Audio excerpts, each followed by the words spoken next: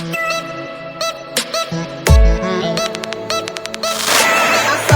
warahmatullahi wabarakatuh. Kembali lagi bersama saya Antan Nur, pemandu podcast sahabat pada siang hari ini. Pada siang hari ini tentunya saya tidak sendiri. Saya telah didampingi oleh sahabat Adam selaku ketua satu ketua satu PC PMI Kota Bau-Bau yang mengurus wilayah kaderisasi itu. Jadi pada siang hari ini sahabat, kami akan menanyai seputar aktivitas, kesibukan, dan kemudian awal masuknya berproses di PMI, dan kemudian mungkin konsep yang tepat untuk PMI Kota Bau-Bau itu apa. Jadi mungkin langsung saja Pak. Sekarang ini bagaimana kabarnya? Alhamdulillah baik. Alhamdulillah. Jadi sahabat apa? Kesibukannya sekarang apa? Kesibukan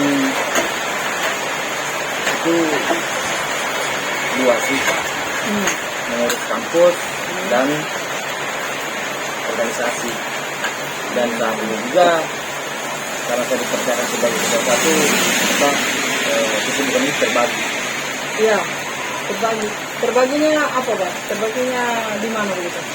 Kemana saja itu? Pertama mengurus organisasi, kedua mengurus kampus. Hari ini saya sudah masuk semester akhir. Oh, sudah lama kali sudah Pak? Iya. Siap. Kemudian kesibukannya dua saja Pak, kampus dan kemudian organisasi. Baik. Sejauh itu Pak, mungkin kita kembali lagi mungkin bernostalgia awal mula sahabat Adam ini masuk di PMI itu apa sih gitu.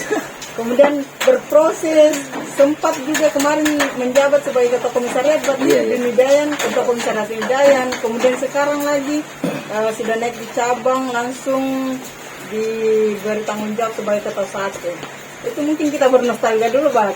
Ya, artinya bolehlah dicerita kepada kita semua ini awal mulanya sahabat ini masuk di PMI ini apa sih gitu, melalui pintu apa gitu, mungkin karena tertarik mungkin atau apa gitu. Sedikit bercerita Ya, banyak juga tidak apa, tidak benar caranya. Motivasi masuk di PMI itu sebenarnya karena perempuan. Tidak apa-apa, terus. Jadi malam itu ada dua perempuan yang bawa formulir pendaftaran di PMI. Sehingga ketika saya menoleh ke samping, cantik. Jadi di situ mulai ketertarikan saya masuk di PMI. Awal mulanya tertarik dulu sama perempuannya PMI. Ya, terus. Setelah saya bergabung, ternyata mindset berpikir saya itu berubah dengan drastis. Ternyata yang motivasi awal tadi itu sudah ditinggalkan. Sekarang sudah berbeda. Tidak lagi berbicara tentang bagaimana mendapatkan perempuan. Sekarang sudah bagaimana memperluas wawasan, pengetahuan, terus membantu sesama lah. Iya. Jadi yang tadinya motivasi masuk PMI-nya itu karena perempuan, kopri kali ya Pak? Ya, karena kopri. Sekarang sudah bergeser, motivasinya sudah mengurus organisasi. Iya. Ya, alhamdulillah. Ya, apalagi sekarang sahabat ini kan dipercaya sebagai ketua kaderisasi PMI. Artinya yang diurus itu, artinya motivasi awal tadi ini kembali menguji sahabat. Karena bukan hanya sahabat-sahabat laki-laki yang diurus, tapi juga sahabat perempuan, kopri. Ya, sebagai ketua satu kan itu menaungi PMI Kota Bau-Bau. Ya. Jadi mungkin kalau tadi Pak sampai menjadi ketua komisariat itu apa, keberanian apa begitu? Apa yang membawa sahabat untuk berani? Itu. Iya. Sebenarnya saya itu tidak ada keinginan untuk menjadi ketua komisariat. Tetapi ada salah satu senior mengatakan seperti ini, sampai kapan kamu mengangkat sahabatmu ke langit. Setelah sahabatmu ke langit, sahabatmu melupakan yang lagi di bawah itu. Jadi kenapa tidak kamu naik dulu ke langit, setelah itu kamu anggap sahabat-sahabatmu sama-sama dengan kamu.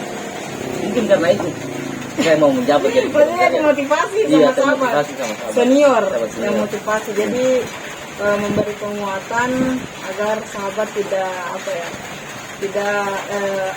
harus berkompetitor. Kalau ada kesempatan harus dijemput gitu. Jadi awal mulanya tidak ada dorongan ya Pak? Iya, Nanti dimotivasi dulu baru ini. Iya. Itu juga sudah 4 hari. Ini 4 hari. Ini 4 hari. RTK. Ini 4 hari RTK baru ada keinginan. Untuk menjalankan diri. Iya, dan ternyata banyak sahabat-sahabat yang mempercayakan saya sebagai ketua komisaria. Luar biasa. Jadi selama menjabat sebagai ketua komisaria waktu itu, Bang, tantangan atau masalah yang dihadapi selama menjadi pimpinan itu apa saja, Bang? Biasanya yang muncul. Tantangan itu sebenarnya perempuan. Kembali lagi tuh motivasi awal. Sulit sekali. Bukan saya yang tergoda bukan. Tapi dengan banyaknya kader yang ingin belajar sama saya, sehingga sahabat-sahabat di luar itu atau sahabat-sahabat yang lainnya merasa bahwa cemburu begitu. Bahwa sahabat Adam yang didekati hanya ini. Nah, sedangkan saya tidak. Jadi problemnya begitu ya Pak Iya. ya. Terlalu banyak yang mendekati sehingga sahabat-sahabat yang lain merasa minder. Iya. Oh begitu. Itu juga memang sangat fatal Pak. Karena kenapa? Kita sudah berhasil merangkul yang lain, tapi ternyata ada sahabat-sahabat yang merasa terlupakan begitu. Iya. Jadi, kalau masalah-masalah internal yang lain Pak, mungkin apa begitu? Selain datangnya dari perempuan mungkin.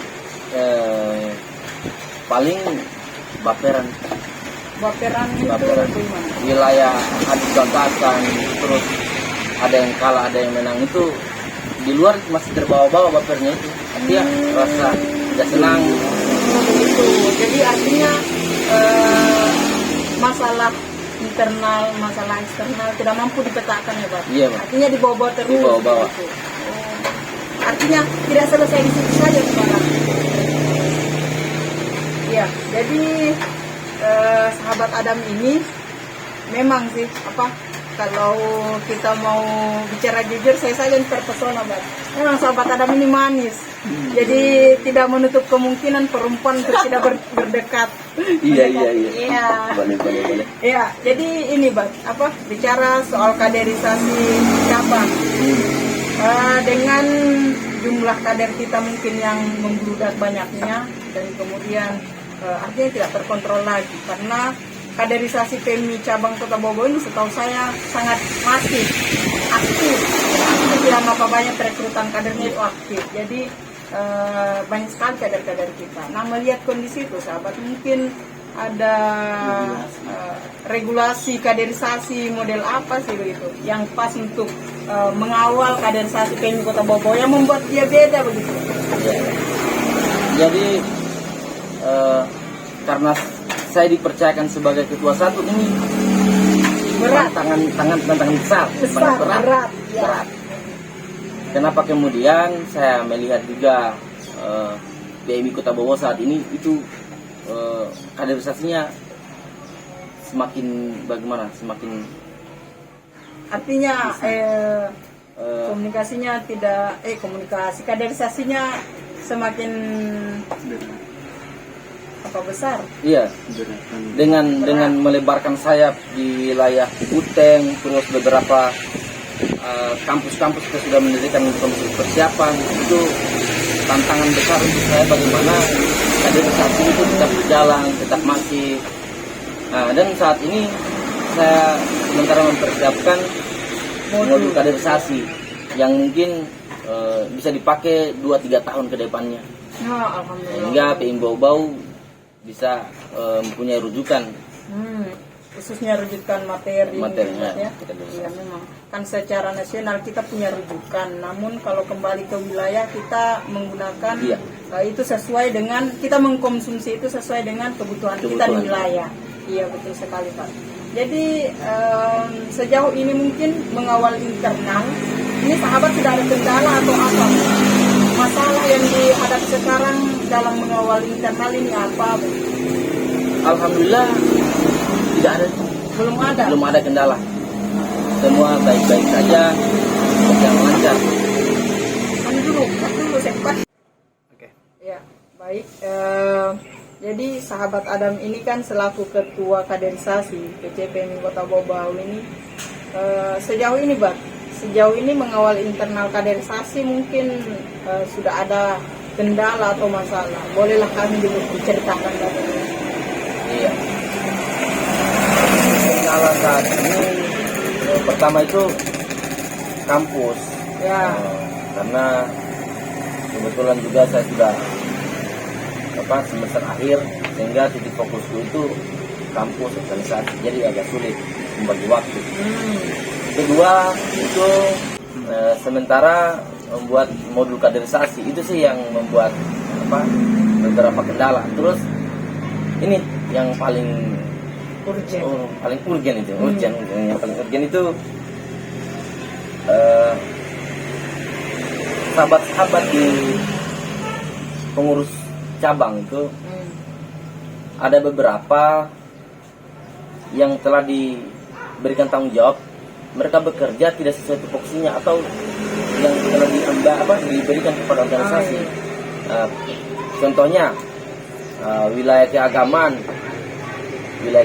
kan seharusnya dia fokusnya agama, fokusnya di keagamaan, tapi yang saya lihat itu sudah keluar dari fokus kerja itu. Dia sudah ke ranah eksternal. Sebaliknya juga eksternal sudah masuk di wilayah internal. Jadi itu agak rumit saat ini yang saya lihat. Dan saya potong lagi. Terus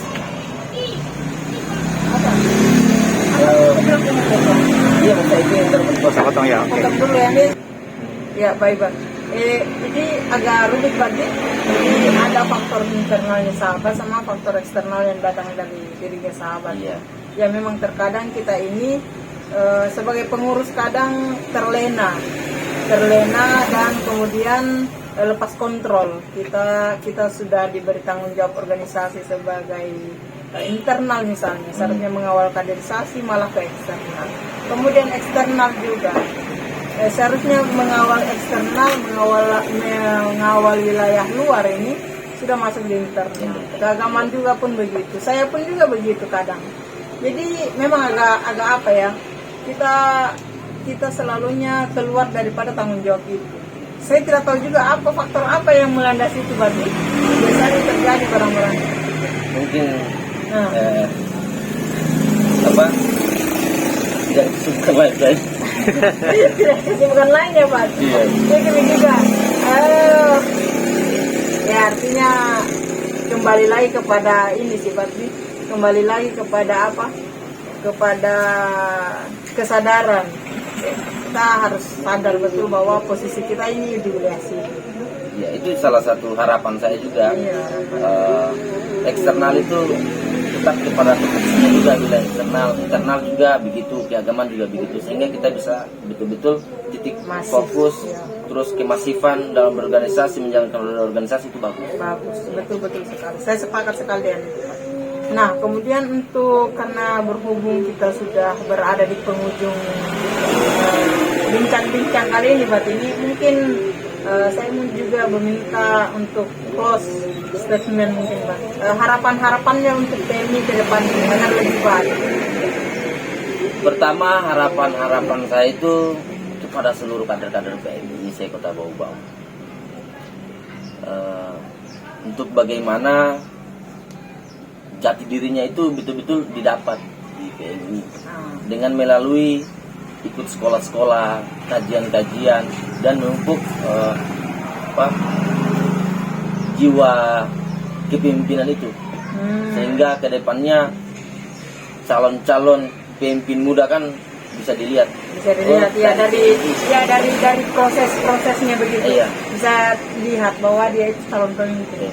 Terus, Ya mungkin itu saja yang Saya. harapan saya. oh ya harapannya, jadi harapannya sahabat Adam ini sangat besar untuk PMI. Sahabat-sahabat harus berproses dengan baik selama masih di organisasi, Pak ya. Sebelum keluar, sebelum mengenal dunia luar itu harus betul-betul berproses. Manfaatkan organisasi untuk proses. Baik, mungkin saja. Makasih Pak ini waktunya sudah menyempatkan hadir di podcast kami. Dan kemudian saya selaku pemandu podcast pada siang hari ini memohon maaf jika terdapat kata-kata yang dapat menyinggung perasaan dan perasaan sahabat-sahabat. Wassalamualaikum warahmatullahi wabarakatuh.